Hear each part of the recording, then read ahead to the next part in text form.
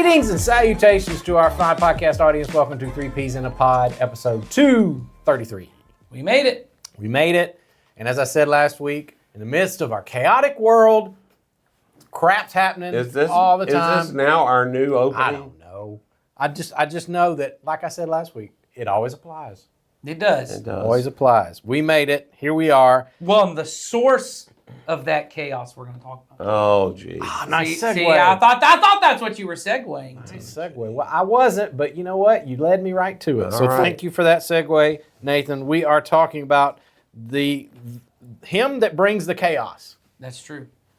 or not. I'm afraid whose name y'all going to call. Oh, you think that? Okay. I won't say. No. Okay. But people are probably waiting. They're all got their own answer. Yeah, depending on which side of the aisle you fall on, you probably That's true. think you know who that is. Dude. We'd get a lot more viewers if we just started hashtagging certain famous people's names God. underneath this. Yes. We'd get a lot of good. Wouldn't that be fun? Yeah. Here's the question for this week. Is Satan eternally evil, or is there hope he can change, and should we be praying for him? So I'm going to answer the first question and try to be quiet on the rest. Really? It's all one question, right? I'd like to see you do that. Well, me too. Eternally evil, I'm going to say, we know that's not true because he rebelled against God. So eternity goes both directions.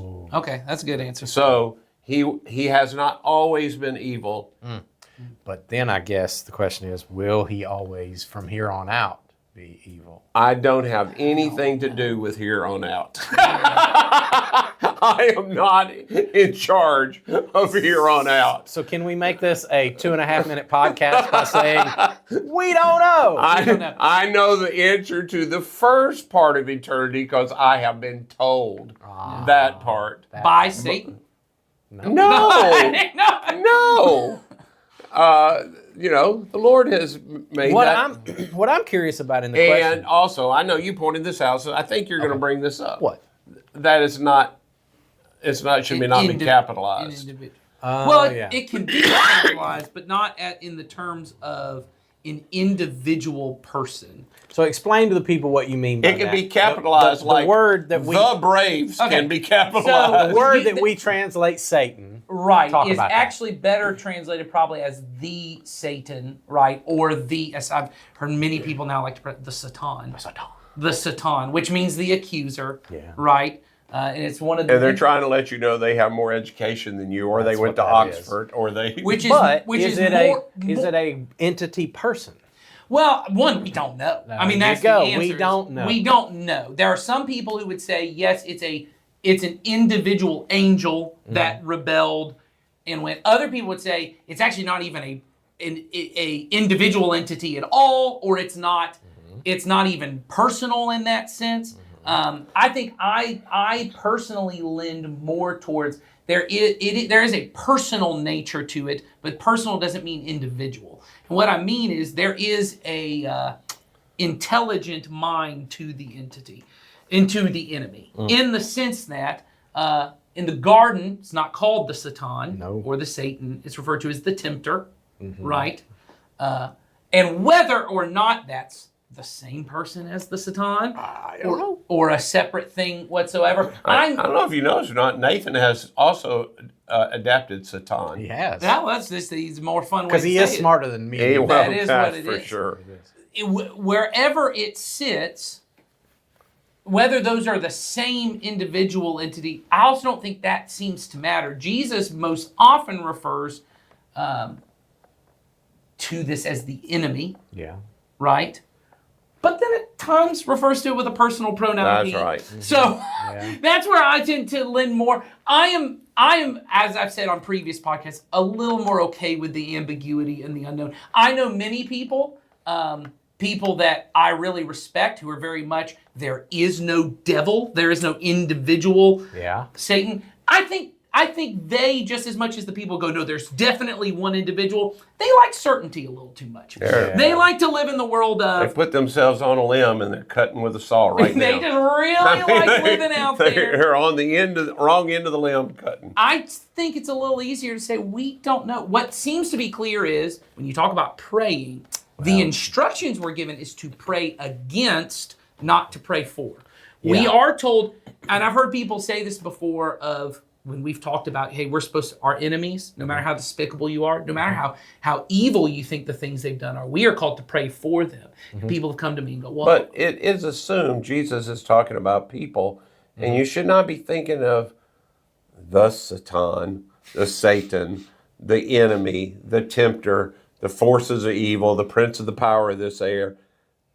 This is not a person. Like Gabriel is not a person. not a human being. Yes, That's right. Human being. We're So- also not called to pray for the angels. That's We're not, what I'm saying. We're not called to pray. So to apply a thing about praying for our enemies and that to this, I just don't see how you can. Well, and I think when we are specifically instructed to pray against the powers and to pray again, and by the powers, once again, Jesus is still referring to this same, whatever you want to call it, force of evil as the enemy, that we are called to pray against it. And in fact, I would say, I can see how it becomes the way, similar to the book of Psalms,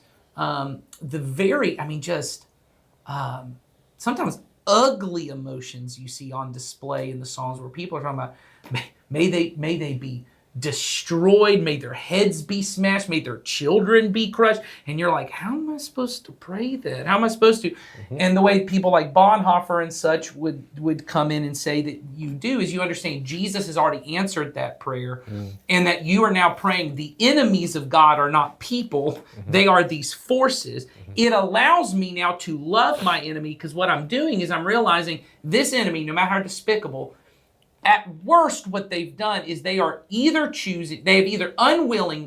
unknowingly given themselves over to the power of the enemy, or there are some that have knowingly chosen to involve. But either way, they are now enslaved to this evil force. So instead of praying against that person, I'm really praying for them when I'm saying whatever spirit of racism is on them, whatever spirit of evil or greed or corruption is on them, God, I'm praying against that, not against them. This is a child made in your image.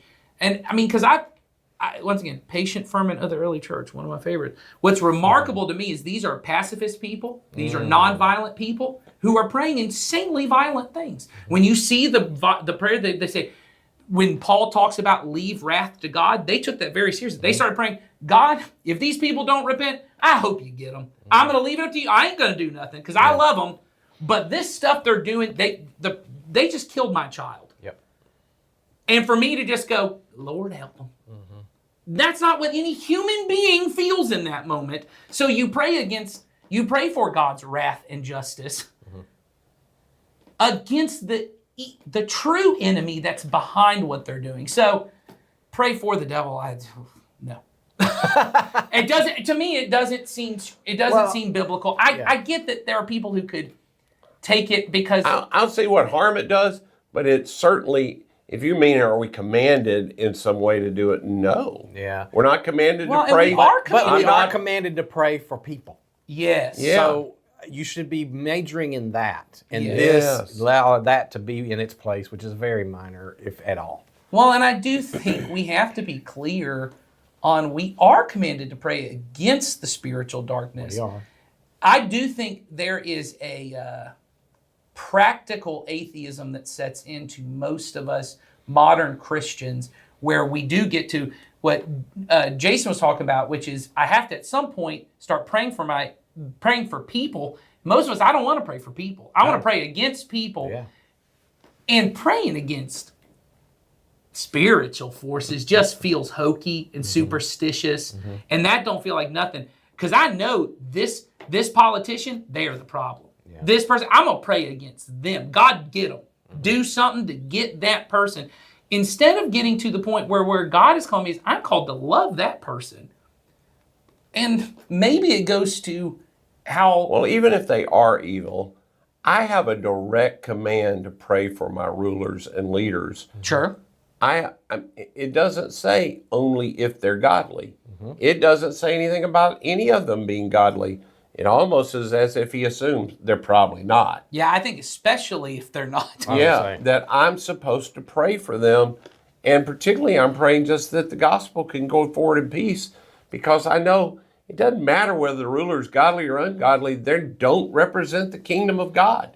The kingdom of God is what we represent with the good news that Jesus no longer deals with people according to their sins, and they've been set free, and that anybody can step into his kingdom who wants to. That's what I'm praying that message gets to go forward. And I should be praying that the leaders don't get in the way of that. And my goodness, whether you think one politician's good and another one's bad, that thought in and of itself has blocked a lot of Christians from doing a lot of good the gospel could do by you thinking the way you vote is bringing the kingdom in. It is not bringing in the kingdom. Jesus brought in the kingdom. Well, It's done. It done been brung. Done brung. You just got to not be distracted. Yes. So, what were we going to say? all I was going to say was based on that point as well. What does seem to be clear is the term Lucifer, which often gets referred to, or which comes from that term was like morning star or whatever, that often people take they build a lot of things about what we know about the Satan from that. It's actually a reference to Babylon. Right. It is a reference to the idea of empire, how this spiritual enemy gets wrapped up into the oppressive unjust force of empire. So when we look at our praying for our leaders, to me, that's when Paul's saying, hey, you need to pray for your leaders, because these people are in positions that are more easily swayed by the force of evil, because this kind of power that everyone sits with, the more power you have, the more easily it is for you to be corrupted towards, oh, well, we got to do this because I got to protect people, but really I'm going to do something else. Or, the greed is a little easier there. So the praying for them, once again, it is an act of praying against this divisive enemy, this way of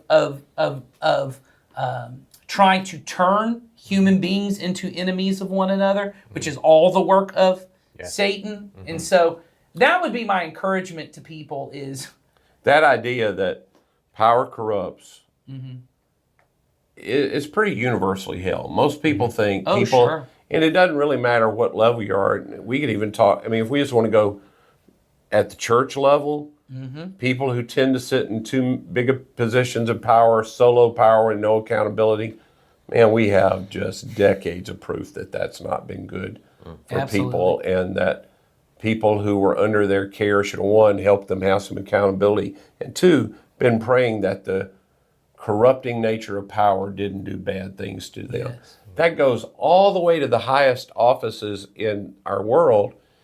And I know almost anybody you could ask, do you believe power corrupts? They'd say yes, but not the guy I'm voting for. It doesn't corrupt him. And it don't corrupt me. It don't corrupt me. Yes. No, I want more power, but it does corrupt, but it doesn't corrupt me or the people I care about. Well, that's the kind of stuff you ought to just think about a little deeper. If it corrupts the people you care about, and you should be praying that. God, they are in a position that by its nature has power attached to it.